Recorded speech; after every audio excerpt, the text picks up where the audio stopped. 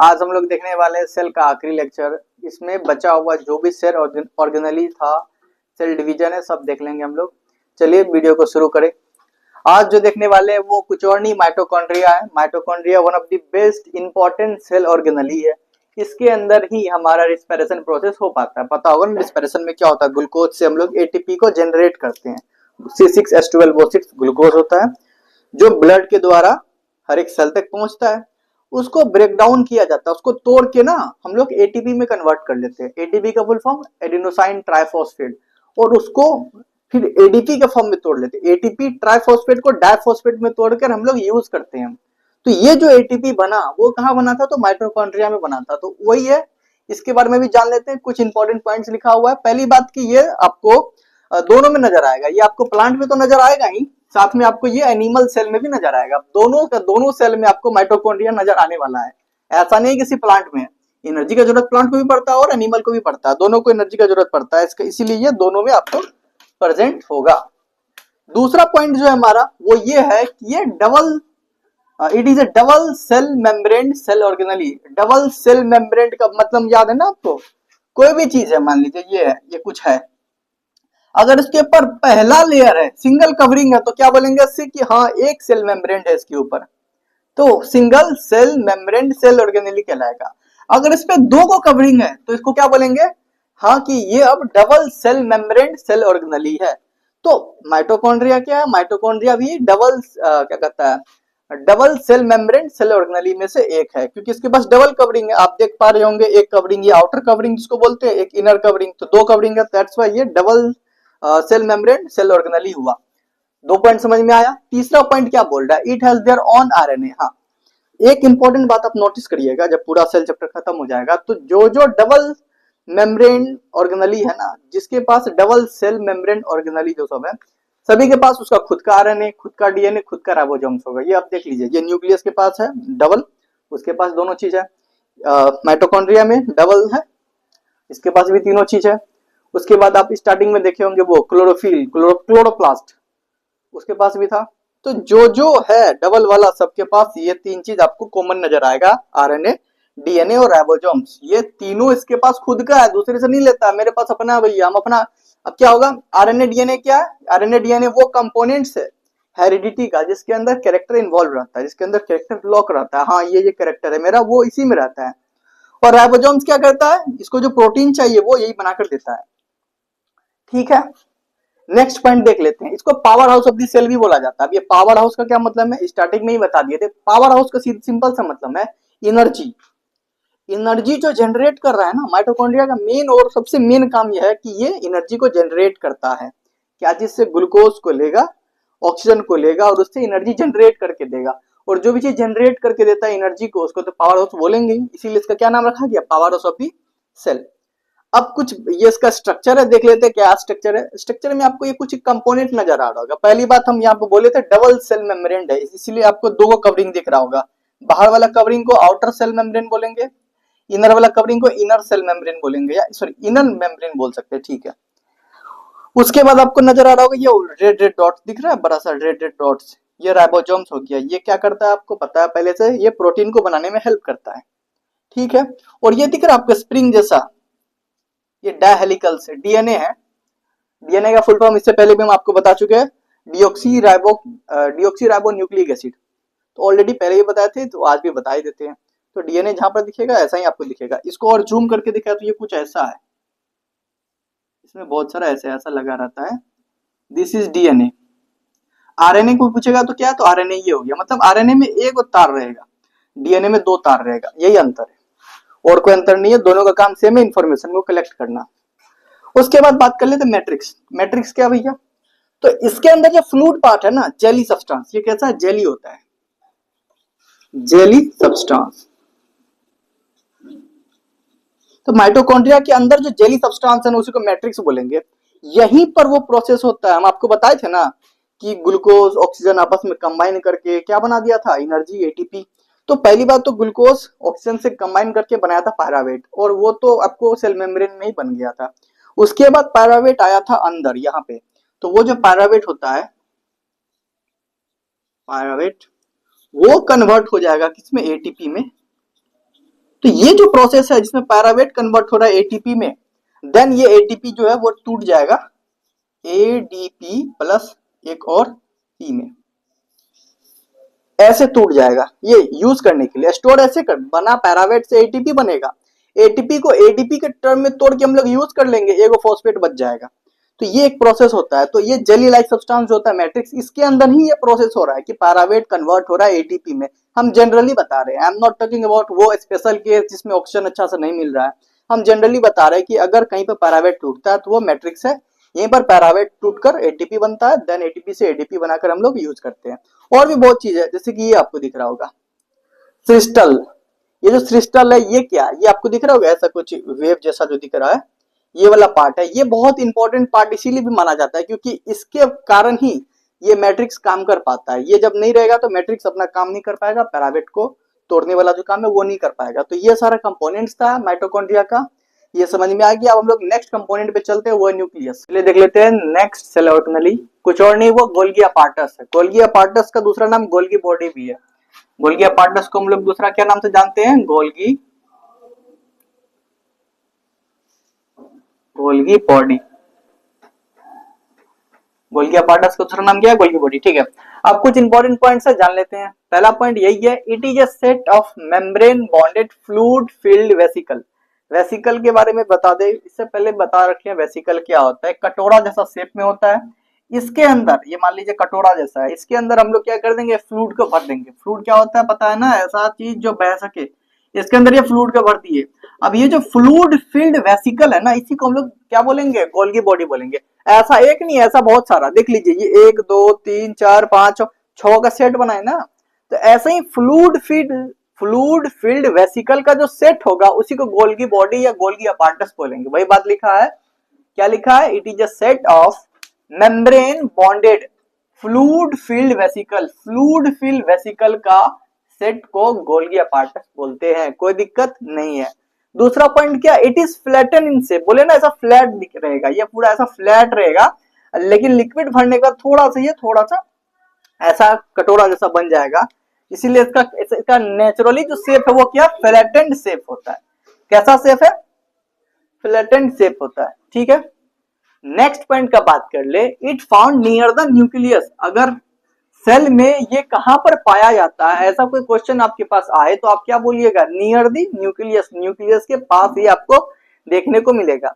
Next, obviously यार इतना बात किए हैं तो आप फंक्शन पे आएंगे, फंक्शन ही तो इंपॉर्टेंट है। एक्चुअली कोई कुछ कर रहा है उसके बेसिस पर इसको पढ़ रहे हैं ना, तो क्या फंक्शन है, तो पहला फंक्शन यही है कि ये जो किसी भी सेल का जो सेलुलर सेक्रेशन होता है ना उसको स्टोर करता है, स्टोरेज का काम, सिंपल। क्या चीज का काम, स्टोरेज का काम।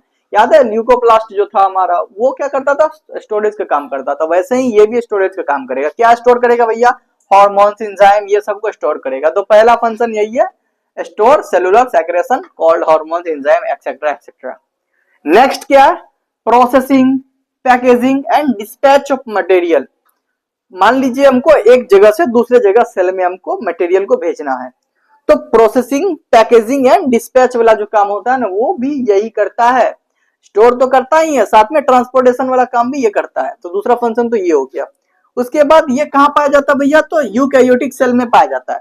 अब कोई आपसे अगर पूछ ले यूकैरियोटिक सेल क्या होता है, तो ऐसा सेल जिसके पास क्या होता था, जिसके पास न्यूक्लियस होता था। सेल जिसके पास क्या हो, न्यूक्लियस हो, यूकैरियोटिक सेल। तो ये वो वाला सेल में जनरली आपको नजर आएगा। तो ये था हमारा गोल्गी अपार्टस, दिख रहा है, ऐसा कुछ दिखने को मिलेगा आपको। ये सब का सब क्या हमारा वही वेसिकल्स है जिसमें फ्लूइड भरा हुआ है। These all are the vesicles in which the fluids are filled, whatever you can speak. तो ये जो हमारा सेट बना ना, now we can say the set of that vesicles is called Golgi apparatus. अब आपको समझ में आ गया वो गोल्गी अपार्टस। अब हम लोग चलते हैं नेक्स्ट पे, जो कि न्यूक्लियस है। क्या है ये, चलिए देख लेते हैं। तो चलिए देख लेते हैं हम लोग न्यूक्लियस के बारे में। ये बेसिकली आखिरी होगा हमारा, जिसके बाद हम लोग सेल डिवीजन देखेंगे, सेल का डिवीजन 2 जो होगा। ठीक है, तो न्यूक्लियस है क्या, it is double cell membrane cell organelle. आपको बताए थे कुछ देर पहले ही कि जो जो double cell membrane cell organelle है उसके पास उसका खुद का आरएनए, डीएनए और राइबोसोम्स होता है, बताए थे ना। तो ये वही है, न्यूक्लियस भी डबल, न्यूक्लियस भी क्या है, double cell membrane cell organelle, मतलब डबल कवरिंग है इसके पास, दिख रहा होगा, एक कवरिंग, दो कवरिंग, दो कवरिंग है, दैट्स व्हाई। और दूसरी बात, पहला पॉइंट तो ये कि ये भी double cell membrane cell organelle है। दूसरी बात क्या, it have their own RNA DNA, ये बता ही दिए थे ना कि जिसके पास डबल रहा उसके पास ये अपना होगा खुद का। तो it have their own RNA DNA ribosomes.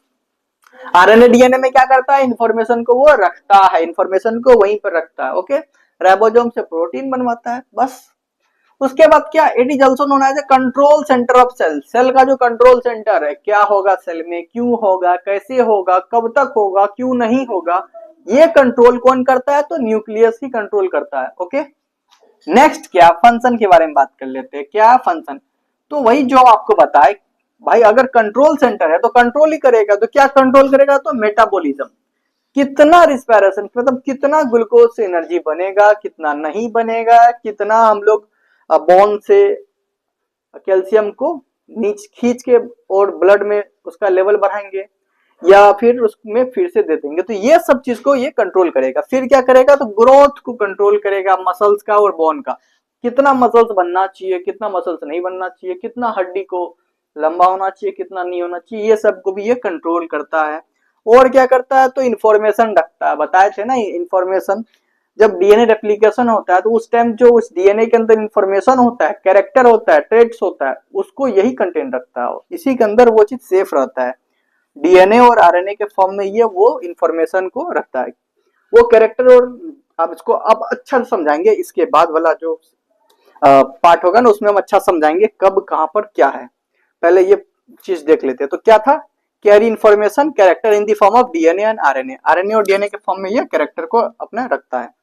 उसके बाद ये कुछ कंपोनेंट्स हैं, बताए थे ना, आरएनए तो ये दिख रहा होगा, ये धागा जैसा जो दिख रहा है वो आरएनए है, डीएनए है, और ये डॉट सा जो है वो राइबोसोम से, बहुत बार देखे हैं तो याद हो गया होगा। आउटर कवरिंग और इनर कवरिंग, ठीक है, बीच में जो गैप्स दिख रहा है इसी के द्वारा कोई भी अंदर आ सकता है, कोई भी चीज और बाहर जा सकता है। ठीक है, नेक्स्ट चलते हैं, नेक्स्ट स्लाइड पे देखते हैं। तो चलिए अब देख लेते हैं हम लोग, ये कुछ बेसिक पोर्शन है न्यूक्लियस का ही है। क्या है हमारा आरएनए, आरएनए का फुल फॉर्म पहले हम लिख लेते हैं, राइबो न्यूक्लिक एसिड, क्या नाम है इसका, राइबो न्यूक्लिक एसिड। बेसिकली ये सिंगल थ्रेड होता है, सिंगल थ्रेड होता है, इसमें जो आपको दिख रहा होगा ये रेड ब्लू ब्लैक सा, ये सब वो ना वो पोर्शन होता है जिसमें इंफॉर्मेशन कंटेन है, रखा हुआ है, ये वही कोडिंग हुआ। ओके, आरएनए का फुल फॉर्म ये होता है सिंगल थ्रेड। अब यही सिंगल थ्रेड डबल थ्रेड में कन्वर्ट हो जाए, एक थ्रेड दिख रहा है, एक और थ्रेड आके दो थ्रेड में ऐसा कन्वर्ट हो जाए, तो इसको बोलेंगे डीएनए, डीऑक्सी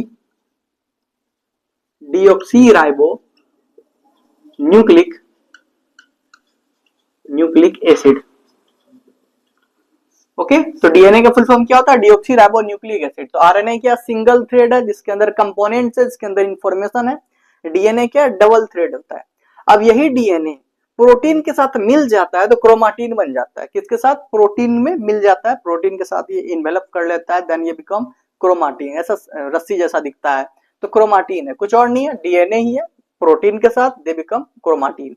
ओके, अब एक इंपॉर्टेंट बात जान लीजिए, एक पार्टी को यहां से, मान लीजिए यहां से यहां तक का पोर्शन, या फिर यहां से यहां तक का पोर्शन, या फिर यहां से यहां तक का पोर्शन, या यहां से यहां तक का पोर्शन, एक पार्टिकुलर पोर्शन को क्या बोलते हैं पता है, एक पार्टिकुलर पोर्शन ऑफ डीएनए को हम लोग जीन बोलते हैं, क्या बोलते हैं, जीन, जीन जिसके अंदर हमारा कैरेक्टर है, क्या कैरेक्टर है, मान लीजिए डीएनए रेप्लिकेशन हो रहा है, तो मम्मी का जो कलर है, मम्मी का फेस कलर मान लीजिए व्हाइट है और पापा का कलर ब्लैक है, तो बच्चा जो है मान लीजिए वो व्हाइट हुआ, तो ये व्हाइट कलर कहां से आया, ये मम्मी का कैरेक्टर था जो बच्चा में आया।